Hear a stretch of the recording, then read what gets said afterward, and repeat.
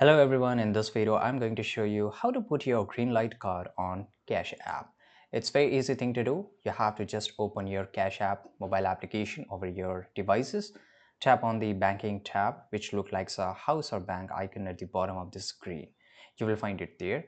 Now there you have to click on, once you tap on it, it will give you two options, add a bank or linked accounts.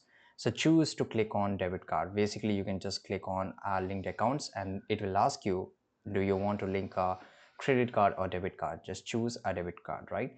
Manually enter your Greenlight card details. Basically it will ask you details regarding the card, such as card number, expiration date, CVV, which is 3-digit security code, and billing zip code.